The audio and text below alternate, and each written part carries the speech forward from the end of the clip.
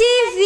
Pamusoro vakuru vedare ndadzoka zvekare nenyaya yebhebhi rapapa, bhebhi raProfit Walter Magaya rapuwa bail re$500 US. I know a lot of people vekuyada vemachechi akasiyana-siyana, vekwamakadiwa, vekwaHubert Angel, vekwat Freddy, vekwamirakopo vanga vakamirira unzwa wada unyasonzwa nyaya. Ende ndinoona mamwe machurches zvekuti vanenge vachifila unge Magaya is a threat kwavari.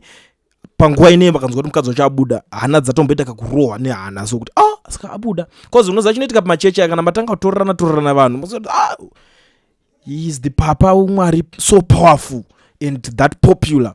Anenge kuti unofila kuti saka achapedza vanhu vese vachienda kuministry kwake, because these guys zvavanoda vanoda kuti munhu wese kana zvichitogona nyika yese ipinde kumachurches kwavo ikoko. But handichataura zvangu vanhu vakambotaura kuti machechi ngaapwanywe, vanhu vaya vajoine edu isusu tongosara tirisu tega tiripo, because ndisi tiri kutaura zvinhu zvekwamwari chete kana zvide musoro chete. Ida hangu handisi kuda kunyanya kupinda mune nyaya iyo zvakanyanya. Da kupinda deep mune nyaya ya Tendai Magaya, uyo mukadzi waProfit Walter Magaya. I hope ndadedza zvakanaka zita rapapa venyu nai. Right, apa ameno munoti chiko, munoti my prophet kana munoti chiko my Magaya, munoti kudi ameno kana vari prophetess of, because zvinoitika ka maybe zvemweya izvi zvinogona nga zviri sexual transmitted ka, but inini I don't think kuti zvinoshanda zvichidaro kuti kana tiri mukadzi wembudzi chichinzi chigotokotoresa. Anyway, it's a topic for another day. I'm joking vanhu kuyada, but nyaya yakamira kana iso panapa. Tendai Magaya, who is facing fraud charges, has been granted bail by a Harare magistrate. Tendai was ordered to deposit $500 US as bail and not to interfere with investigations. The state has opposed Tendai's bail, arguing that she is a flight risk and is likely to interfere with witnesses as she holds a high and influential position in the church. In her ruling, Magistrate Mrs. Marijuana Zogofa said Tendai has given a plausible defense to the allegations. She added that investigations started 2 years ago and therefore the accused cannot be denied bail on the basis that the state wants further investigations. Mrs. Gofa added that denying Tendai bail due to a position in the church would be a travesty of justice. Tendai is accused of defrauding home seekers from the couple's church of $42,000 US in a non-existent stand scheme. She is expected to be back in court on November 18 together with her husband, Prophet Walter Magaya. Saka apiwa bail so far, ibebi rapapa baby raProfit kwa. Sometimes you have to use my connections, because number one imwe kama guy chitauti nina I will respect you and sikuzokumbira bail. I mean it's maybe because kunzoku zvinhu zvakaoma kama chikafu chotodhura utenga kunzoku, saka munhu akurongota nganingodyawo chemukati ndimbodyawo mari yenyika. It happens. Anyways, I'm joking, but inyaya dzimwe dzekuti dzinenge dzichiningirikana dzekuti zvinogona kunge zvichida kunoningina. But ndiri ipapa ndiri kuona vanhu vakawanda havasi kufara this same issue yekusungwa kwaProfit Walter Magaya. To be very honest, there is this guy anonzi Temba Muliswa Sabuku arigara anokomenda manje nyaya dzese dzepolitics idzi guys. Icommentary yavo iri up to next level. It's just that vanhu apa vanga vatombotadza kuwirirana Temba Muliswa because of nyaya makomendero aita nyaya dzekwa VP Chiwenga achita take na VP Chiwenga. Even up to day nhasi chaiche ari kutocelebrate kuti zvoni Zimbabwe iri stable, iri steady because acting president akasara aripo ndi VP Kembo Mohadi. Saka munhu kuti ane discipline, hapana zvinhu zvenyaka. You know, that's the Temba guy. Now arikubuda arikuti, why has Prophet Magaya only been arrested today for cases dating back to 2013?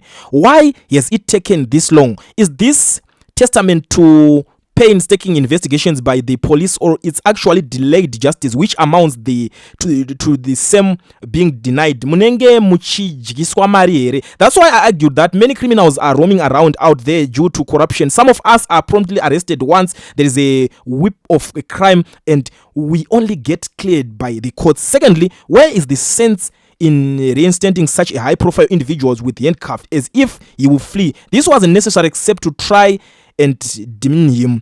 Ndezve mutemo here oro kukaurisana? Everyone is innocent until they are proven guilty in a court of law.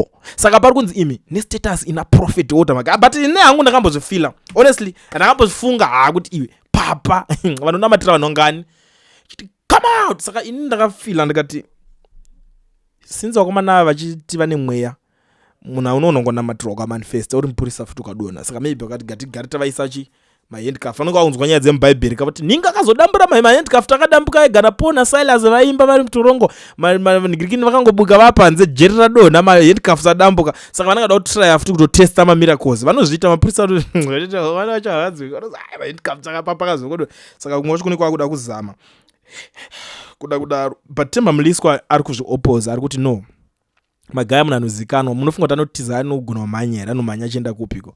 It's like Magaya mamutarisa angambogona kumhanya, but it's not the right time to attack Prophet Walter Magaya. Inini I'm part of the guys vari kuita se vari kungotaurawo nyaya zvinhu zviri kuitika normally kuti vanhu muzoziva zviri kuitika. Kana kuyada please be flexible, tingodinzwawo nyaya dzani dzapapa venyu titaure takasununguka panapa, handiti ndipapa venyu kwete wedu isusu, handiti. Now Temba Mliswa ari kuoneswawo yake ipapo on the same issue ari kunzi right, iyo ndiyo inofanirwa kukuratidza kuti chero yako yekupamba Paulus haisati yaperawo zvekare. Muchapinda henyu changamire. Magaya never imagined he would get here just as you are doing now. Anzira yenyu yekupa andisikuziva honestly speaking andisikuziva kuti chii chiri kunyatsoitika. Temba izi nyaya dzaTemba. Anyway, today is not about Temba Mliswa, it's about Prophet Walter Magaya. Right, when they arrest a celebrity in Zimbabwe, be sure it's just so that they break our attention from one other hot issue in social media. 2030 issue, that is where we are. Mnangagwa has made his intentions clear. What are we to do about it? That's all as a nation. Saka pari kutaurwa point rimwe dzobudiswa panapa pari kunzi iri kuitwa it's a side show yekuti muswere muchimhanyisana nenyaya dzamagaya. Magaya azoda hanzi nyaya yetinoda kuti mbonzwa nezvayo inyaya ye2030 tozotaura zvedu kuti magaya chichi. Saka zvekumisa mahandcuff izvo zvanzi it's a side show yekuti vanhu mupedze nguva the whole day. Like tadikitira kubva kuseni kati mamuchingonedzera kuti zvafamba sei maupdates. Hey, chibhorani uko kuchibhorani itai kuti muone muita sei mubuditse nhingirikini yacho, but pakashata. So, are you trying to say cuffs were made for the poor? His bodyguard was arrested for assaulting police officers who were trying to affect an arrest. This should tell you that he had propensive to escape, hence the reason he is cuffed. Saka pari kunzi atiti bodyguard rakatosungwa rachidoto rakutorwisa nemapurisa achitaziza munhu kusungwa. Saka zviri clear kuti hanzi aigona kungotiza akapunyuka. And for sure zoitika kaunouya wezingonzwa kuti Prophet versus high speed chase, ungonzwa kuti Prophet wasumuka vakatsika matai varidza matai vachibva mugomo. Sometimes zvinoitika cause zvichatembeka unonzwa kuti munhu avaya akalaka. Alright, vamwe vari kuopposa nyaya yacho. For a point of correction, the handcuffs are meant to be used to everyone despite of their high profiles. According to understanding, you mean these simple peoples are one supposed to be dragged by police using handcuffs. No discrimination, no crimes until even Chivayo got arrested too. Aiwa Chivayo akatomba maiswa macuffs aya takamona aima muna kuda Chivayo akadingwa pepe. Ai munhu wese anongoizwa. I think hangu iyi yake yemacuffs iri kutaurwa na Temba. I think Temba roda kutobatsira kudoti kuno swiftawo nyaya kuti angonzi ataurwa either voice. Macuffs haase kunzi ndiye murombo kana mupfumi, zvakangogadzirwa kunzi ndiye musungwa. Saka ukaita musungwa uri murombo unoiswa, ukaisa musungwa uri mupfumi unoiswa. But nyaya imwe iri kundirwadza panapa, honestly speaking, inyaya yekuti tine vamwe vanhu vakawanda kuti vane nguva vachirambirwa mabheo. The likes of Madzibaba Shanduko. I will be back and I will let you know guys what exactly is going on kuna Madzibaba Shanduko. But ane nguva bheo ari kunzi auya haradidi. Kune vamwe futi vakasungwa nawanza the likes of Anababa Mudiwa, mazita acho akawanda vanhu vakangobatwa madheo eze babadedzerwa rimwe demo ri kwagezerere, handiti vanhu vakangodzi dzvi mabheo haasi kubuda. But umwe munhu anongoenda one day, maybe ndo nyaya yema high profile yacho yekutaurwe kungoti bodyguard rabva rangoiswa bheo, vangopiwa bheo. Vamwewo maactivist vari mukati mabheo haasi kubuda. Why ipapo? Ini ndo nyaya ndingatoopposa panyaya yese kuti alright, uyo atopiwa bheo zviri right, it's a constitutional right kuti munhu wese anga achipiwawo nhingirikini. Kwa vari kunyimwa mabheo bho here, ndo nyaya imwe yandiri kutoona panapa ndinokuda kuti titenge tese tichibatsirana nenhingirikini iyoyo, because andiona unge zvinopera mushe mhuri yeZimbabwe, andiona unge zvinopera mushe kana zvikaramba zvakadaro, but ndangoti ndingofarawo ndichipfuura nepanapa ndichizivisana nemi zvinhu zviri kuitika kuti muzogara makanhingirikina. Nyaya ndikaramba nchidzitaura toswedera tiri panapa tichingoonesana, ende munoziva kuti ini ndotaurisa ka ndenda kutoda kutokubatanidzira nedzimwe nyaya dziri kuningina, but I think iri neringatiperere panapa tisangane pane next one. Ndigara ndakuudzai pane nyaya iri kuitika yamukufanira kugara maziva, angaita kunge maside shows, but yapapa I think mukadzi wawapiwa bail and ndichakuya ndichikuudzai zvimwe zvinhu zvakunyatsoitika izvizvo. Kulian TV team VAT asi vanhu vachishamsika.